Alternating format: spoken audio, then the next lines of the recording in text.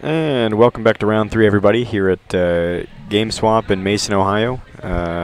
This match, round 3 of Modern on Friday night, is brought to you by Top Deck Productions. And we're streaming live on Twitch TV on our Top Deck Productions channel. Again, I'm Mark Ganlicker here with Mario Krabari. Hello, everybody. Welcome back. And we've got Joey Pasqualetti on Affinity and Kyle Koeppe. Is that how it's Koeppe, right? Yeah, I would say, yeah. Anyway, he's on Abzan. He's usually on Jund, so we'll see how this this white-red substitution goes for him. Yeah, the old white-red switch. But this is an exciting matchup. What you gain with white in this sort of, essentially the mid-range deck wants to play a control game here. What you get with white is Stony Silence and Path, but obviously you lose the Lightning Bolt, the Kolaghan's Command, All right. The Shatterstorm. Actually, I mean, Kyle could have Creeping Corrosion, but I don't know. That's right. He'll probably play Stony Silence if he has any Artifact Hate in his board. Sure. Kyle is taking a mulligan to 6 here. I think he only had a 1-land hand in his opener. And it looks like Joey kept his 7. Kyle could also have Blessed Alliance out of the side, which is big here, but yeah, this game 1's usually pretty exciting. Affinity's got to win game 1 here, I think. If they don't, it can be really tough to come back once Kyle's able to sideboard. Right. But Kyle doesn't necessarily have great answers. He's got some paths, he's got some abrupt decays, he's got some fatal push probably. Right. But he probably doesn't have for quite Kyle, enough. His discard, which I'm sure he's playing is in this mid-range deck, probably not going to be too great against Affinity. You Sure. can take the one key threat like a Cranial Plating or maybe an Etch Champion, but because Affinity just deploys all its threats so fast, sometimes it can kind of be stuck in your hand. Yeah, if you're on the play, the discard is a lot better. And I didn't see the dice roll, so I'm not sure who's on the play. If Kyle's on the play, that hand disruption does become pretty relevant. But yeah, on the draw, it's pretty bad. And even, Thoughtseize, you don't want to be damaging yourself too much against this either. No. Liliana, the Veil, is also pretty hit or miss. Right. In this, there are some board states where it'll kill a Net's champion for you, but there are a lot of board states where it does a whole lot of nothing. Other than sacrifice effects, I don't know if Abzan really has too many ways to deal with Net's champion, right? Yeah. In red, you maybe get Kozilek's Command, but not in this Abzan list. Oof. Yeah. Kyle's hand looks pretty good. He's got at least 2 lands there. Yeah, Dark Confidant's really good in this matchup. Even though it tanks your life a little bit, your opponent is almost certainly not going to have the removal for it. Right. You can very easily draw 3-4 cards off it. And if you have to kill it yourself, then you can just kill it yourself because you drew 3 or 4 cards off it. All right, Joey's starting with a pretty classic Affinity start. Very fast start. Very strong. He can swing for what? For 2 next turn 3 if he plays nothing else. He can swing for 3 next turn, right? 2 with the Memnite, 1 with the Ornithopter. Oh yeah, swing for 3 next turn, yeah. So he has a Signal Pest, an Ornithopter, a Memnite, and a Springleaf Drum, and we'll see what else he's going to add to the board as Kyle just passes his turn. Second Springleaf Drum.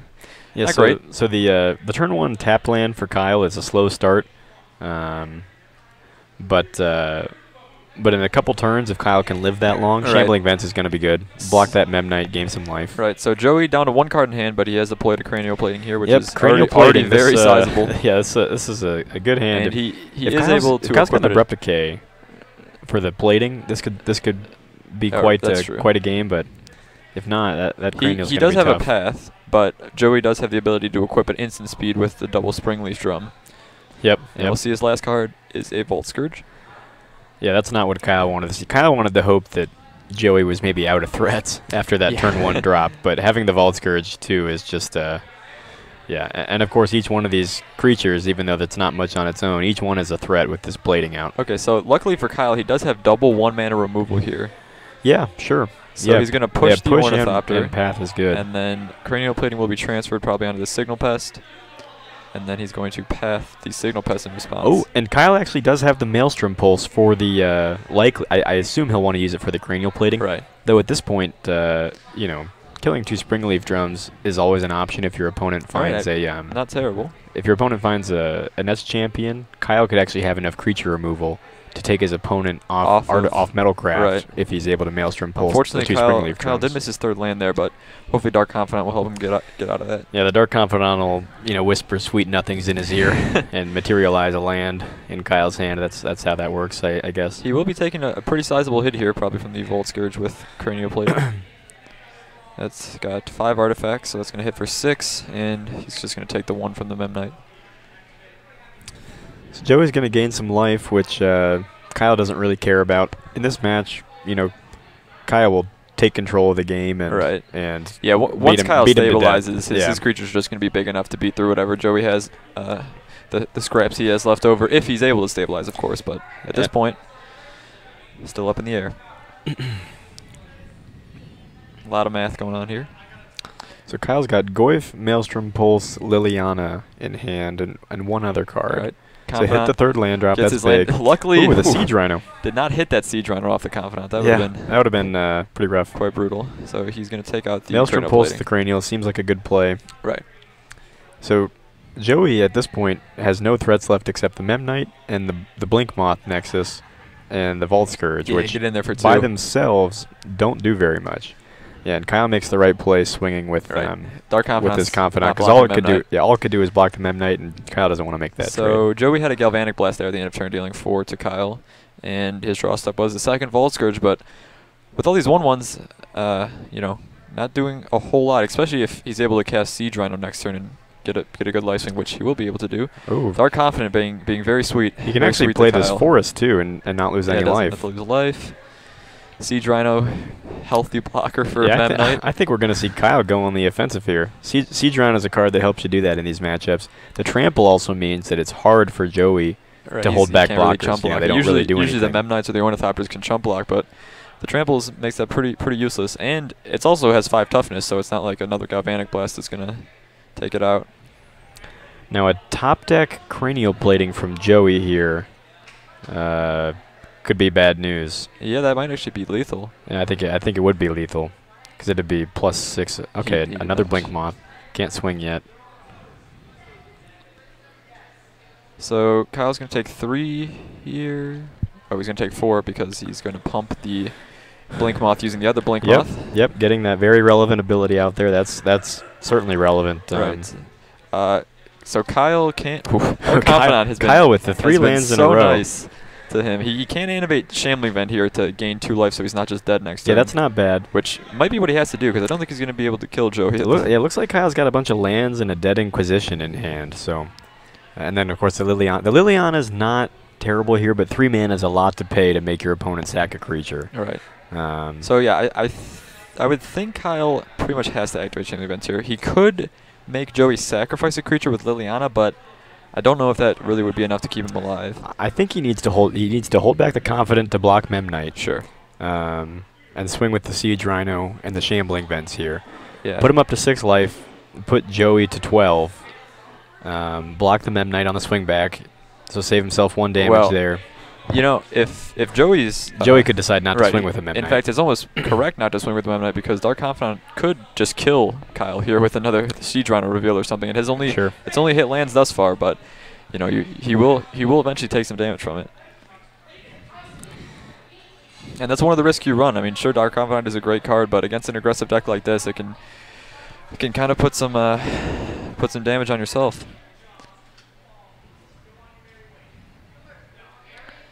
So there are a number of cards that Joey could draw that would give him lethal here. Cranial Plating being one, Galvanic Blast being the other. So we'll see. He does have something to cast. Oof. Or that, yeah, and some Artifact. Yeah, and I don't think Kyle has the path. Even if Kyle did have the path, he'd have to shock himself because he already has his basic planes out. So Ensoul Artifact gives him exactly enough to attack in the air for 6 there.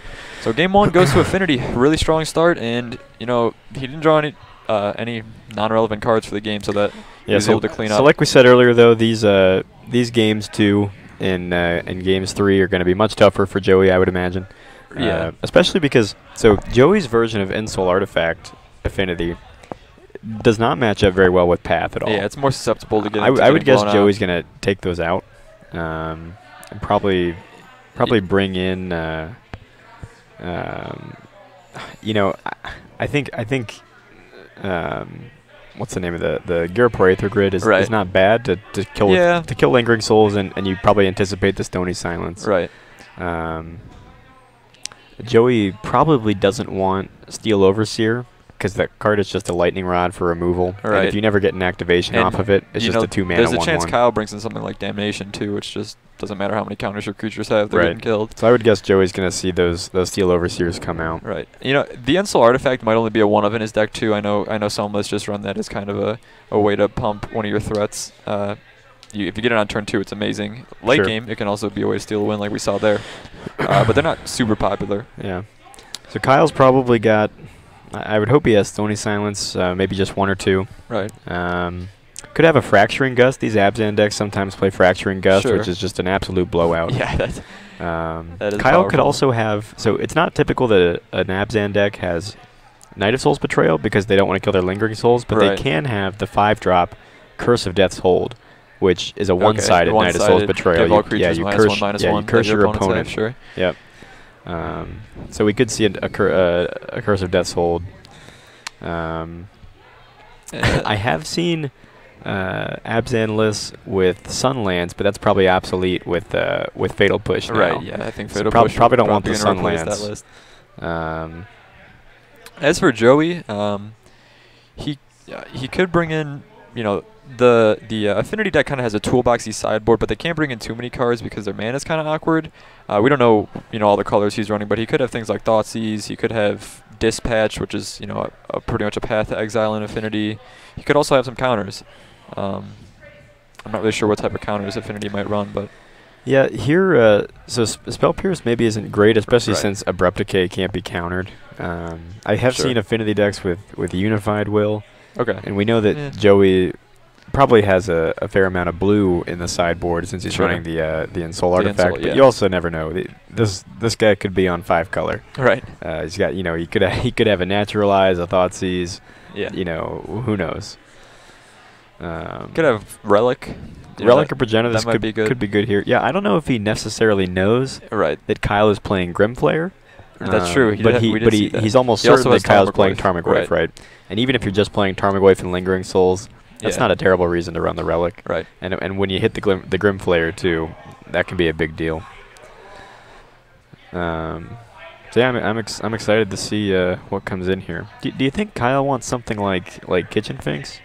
Yeah, I think that's actually probably pretty. I think so too. Strong. I mean, it's not bad. A good amount of life. If you can keep the flying threats at bay, it can block anything on the ground really. That actually makes me wonder if does Joey want something like Whip Flare here? Given what creatures he saw game 1, probably not, but it would be good. So something we didn't consider, Kyle brought in, it looks like a Flaying Tendrils there, which is a card from the Black Anger of Gods. Right, it gives all creatures -2/-2. It's a 3-mana black spell, popular in Standard. That could be quite good here. We get a look at Joey's hand. He's got double Mox Opal, an Ornithopter, a Volt Scourge, a Cranioplating, Galvanic Blast, and I think that's a Blink Moth. So he does not have colored mana in the sense from his lands, but of course he has these Mox Opals, which will let him tap for whatever color he wants.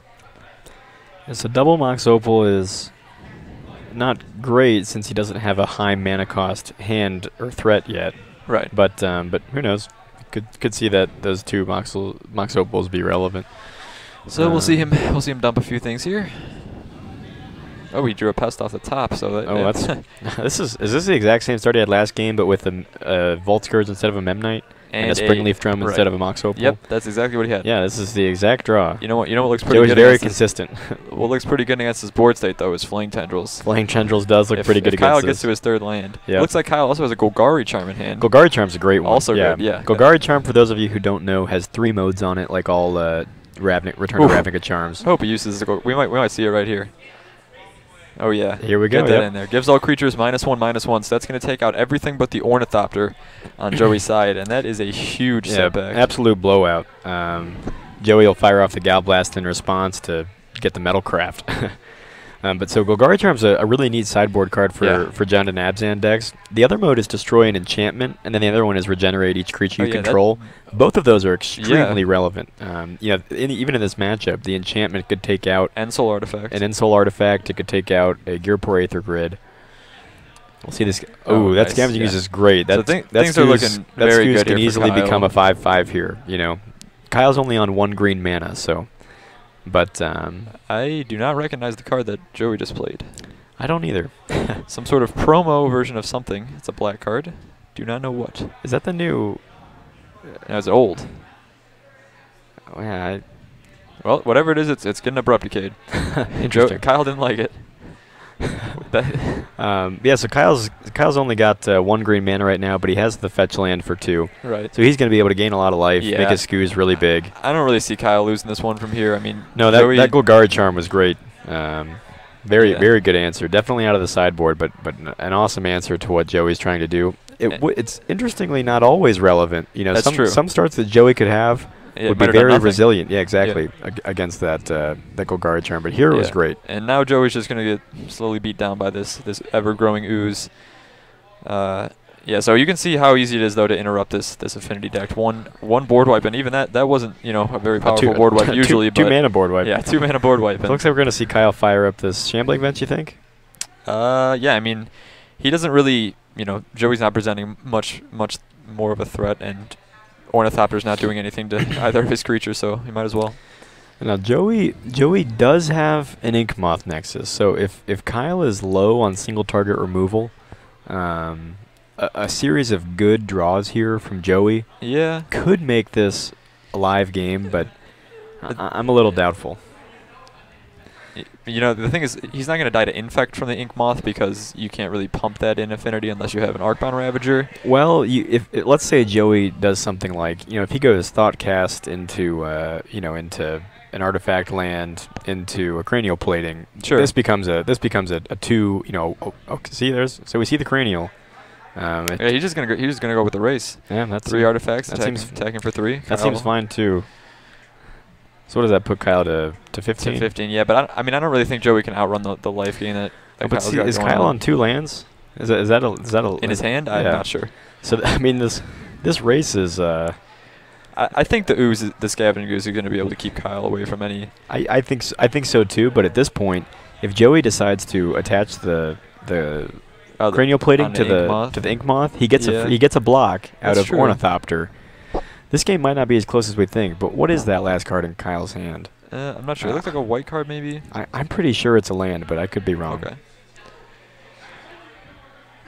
So at this point, Joey has 3 artifacts. He would have 4 if he animates the Ink Moth, so that would deal him 5 infect damage. Yeah, that's true. I mean, Ink Moth actually is a 2-turn clock at this point. No, I think this game is really pretty alive. Now, obviously, Kyle has a quick clock here by firing up the Shambling Vents. He is slowly dying to. But I mean, Kyle's holding up black-green, so he's only representing Fatal Push right now. At this rate, though, the. Etch Champion will block that Scavenging Ooze ad infinitum. I was about to say that Kyle would have lethal on Joey next turn, but yeah, now this Etch Champion changes it. Wow, he's actually going to leave Ornithopter back as a potential blocker. Whew. You know what Flame Tendrils does? It's Devoid. Yeah, we're reading that. So Etch Champion has protection from all colors at this point, but Flame Tendrils being a Devoid spell is able to take that out, and that lets Kyle take the win. Well, I will say that game could. Even after that blowout Golgari charm, that game was well in Joey's hands, if not for that Flaying Tendrils. I mean, that Etch Champion would have blocked skews forever. And Kyle didn't seem to have much in hand. So we were talking about Kozilek's return out of the red deck as a colorless spell that you can take out Etch Champion with, but I forgot. Yeah, Flaying Tendrils also. Yeah, Flaying Tendrils also is a Devoid spell. Yeah. That is that was a game. Right, Kyle's sideboard won him that game easily. So it looks like Joey's changing up some things. Kyle's gone straight to shuffling, but I wonder what Joey does here. Do you maybe he brings back in the Steel Overseers now after seeing these board wipes because they can get his dudes big enough to not die to them? Could be. I don't know. It seems a little risky. Could be. I wonder if Joey is thinking, man, I could really use a Spell Pierce or 2, or you know, some way to interact with these instants and sorceries that Kyle is blowing him out with. But who knows? That was Joey's probably maybe a little salty about that the Flying Tendrils there. It's not common you see cards with the Void in Modern unless you're playing against Eldrazi-tron, of course. But the oft forgotten rules clause that they're actually colorless, pretty good to take out Etch Champion. One of the only ways to take out Etch Champion, for that matter. But Joey's definitely making at least one change. So what's interesting is because Flaying Tendrils exiles cards, That's not super relevant against the Affinity deck. It has a very mild relevance against Arcbound Ravager, but almost never comes into play. It's actually kind of bad for Kyle because I assume Kyle has at least 2 Scavenging Ooze, probably 3. Sure. And exiling his own threats can be, the own cards that make his Scavenging Ooze more of a threat can be bad. And in that game in particular, if Kyle, for example, had double Flaying Tendrils instead of Golgari Charm Flaying Tendrils, his Flaying Tendrils would have definitely killed his Scavenging Ooze because it would have had nothing to eat. So that's an interesting series of draws for Kyle. There's pros and cons to that card, but I think taking out Edge Champion is enough of a reason to leave it in. Now, it also doesn't interact very well with Manlands. Flaying Tendrils doesn't ever kill an Inkmoth Nexus. So maybe we'll see that come into play. But it's certainly a good card in this match, even if there are some draws that Joey could have where it's a little more awkward. Golgari Charm, actually, because it's an instant, does work well against those Inkmoth Nexuses. Is it Nexi? Nexi? It's the plural of Nexus. You know what? So I learned this recently. Everyone thinks the plural of cactus is cacti, of course. Apparently that's like a colloquialism, and the actual plural is in fact cactuses. Yeah, I believe it. So it could be nexuses, it could be some people are so self-righteous about their linguistic habits, then they like to shun other people, like and shame them. But I tell you, it's often language is a pretty fluid thing. That's true. So Joey taking the unusual mulligan to 6 here. Usually Affinity, since all their threats are just kind of useless creatures that end up growing into giant monsters, you don't see Affinity mulliganing too much, but he is going to go to 6 here. Kyle just opened his hand up upside down, I think unintentionally, and looked at it. So we saw sort of the the blonde reading the upside down book kind of trope. That was enjoyable. So Kyle. But quickly Kyle's turned hand, back around. He kept his hand. Kyle has at least 3 lands, including I think I saw a Vault of the Archangel there, which can give all your creatures lifelink and death touch. And he also had a copy of Lingering Souls. So those both seem pretty good in this matchup, assuming he's able to get to the point where he can activate Vault of the Archangel. Lingering Souls is nice, and for Joey, without a Steel Overseer, even though his threats can get a lot of power, they almost never gain toughness. Sure. Arcbound Ravager can put counters on things to make him gain toughness, and Steel Overseer can put counters on things to give him toughness. But those Lingering Soul tokens, they can kill a lot of things. So Joey is going to keep his 6 here. Welding Jar seems good. Sure, he's got protects. But the rest of his cranial plating. Not great. He doesn't have. Well, I'll tell you. I actually wanted to mention this last game. Do you think Joey has an interest here in not playing out all of his threats now that he's seen Golgari Charm and Flaying Tendrils? That's a consideration to make. I mean, a 1/1 Memnite's not doing much. It seems like Joey maybe wouldn't want to run out a bunch of threats because he could very quickly that could turn on him. Yeah. So Joey is going to play Arcbound Ravager here, and then his Memnite gets removed in response. And now, let's see what Kyle has. Kyle does have a Path in hand, and he's going to deploy Collective Brutality. So is he escalating? No escalating. No, I think he's just killing this this Arcbound Ravager here, which is either going to make this is a tough decision point. He can't use the Welding Jar to regenerate Arcbound Ravager. Yeah, regenerate won't do anything against a minus effect. So instead, he's going to have to sacrifice a couple artifacts. Yeah, I think that's fine. Yeah. Truthfully, in this match, Joey can sort of try to play the long game with a Ravager and an Etch Champion. Sure. If Joey can find an Etch Champion and put the counters on this Ravager, Kyle has virtually no outs except for to race him or to Blessed Alliance him. Unfortunately, I don't think this Ravager is long for this world. Kyle has both Path and Fatal Push in hand. Yep, that'll be tough. Either of which is going to take care of Ravager. And since Joey does not have any other creatures, the Ravager's counters are just gonna go to the graveyard with him.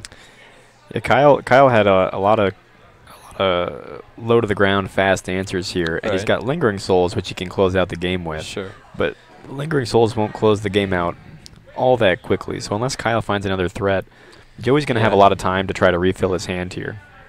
So down goes Arcbound Ravager. Blink Moth Nexus is a good card for Joey here. Sure. See 4th land, and this looks like Lingering Souls. Yep. All right, maybe Joey has the illness in the ranks. What do we think?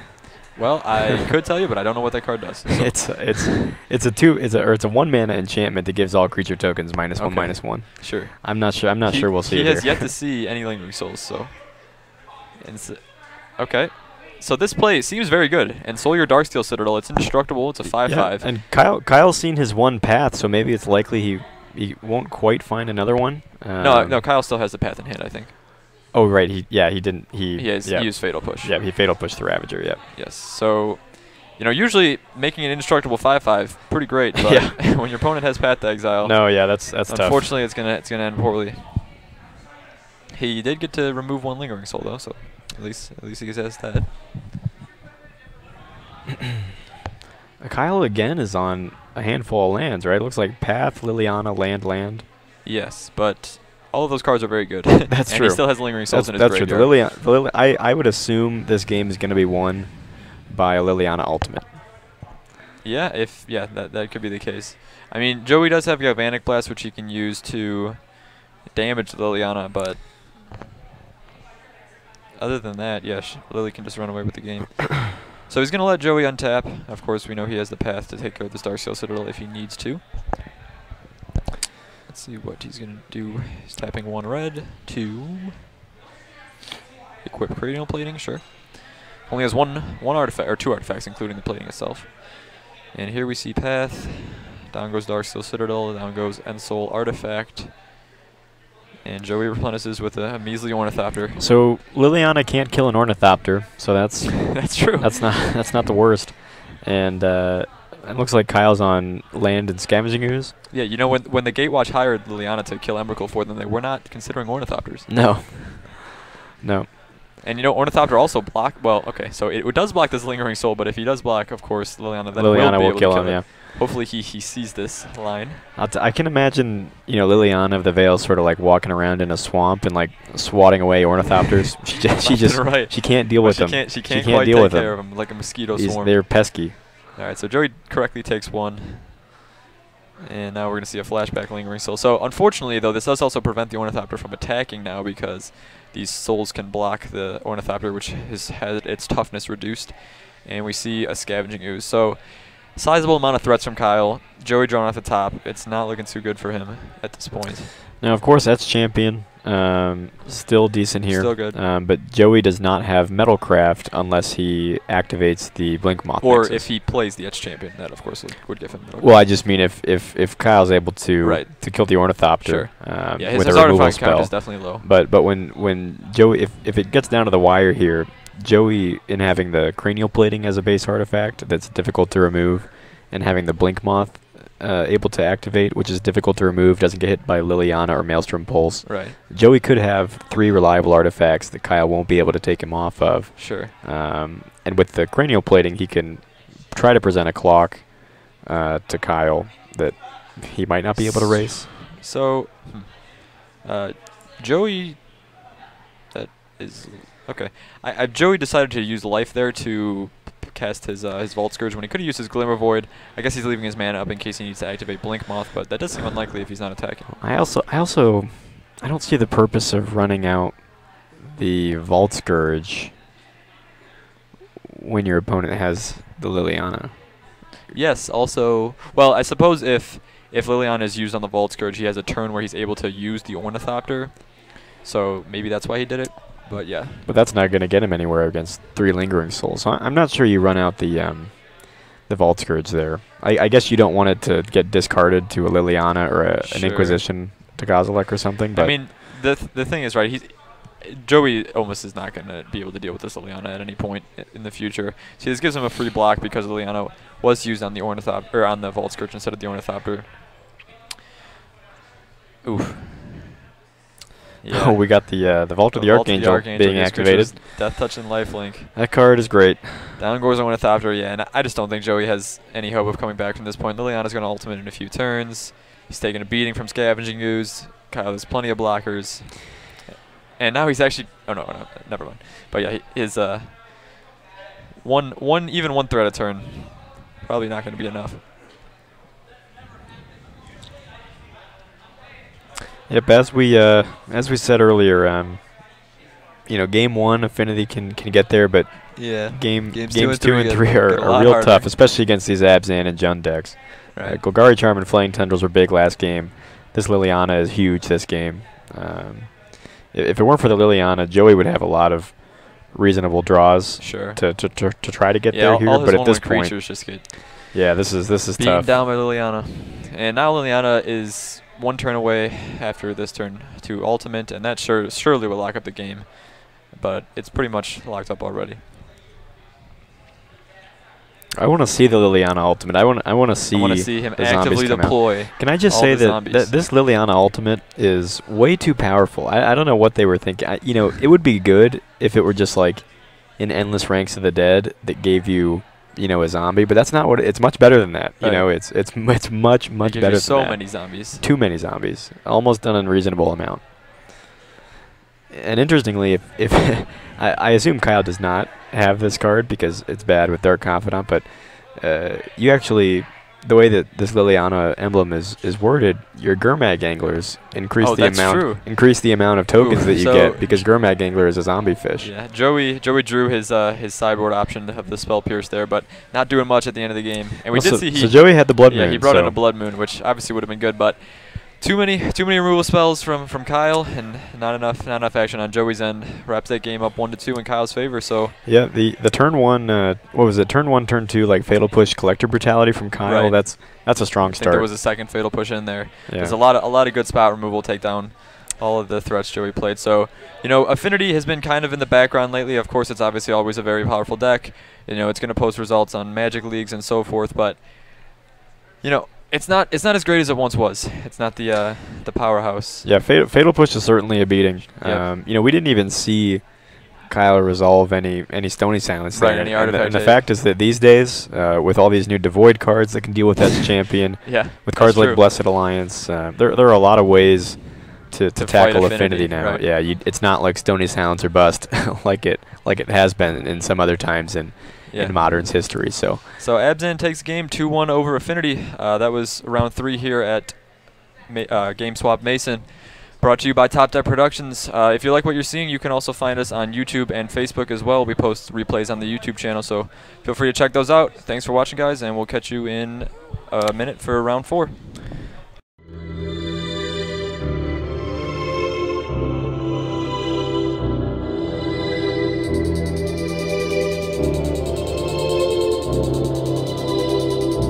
Yeah, I told him he should have named it Hoken. Apparently now he's claiming the dog is named Hoken Buster McDoggo, which is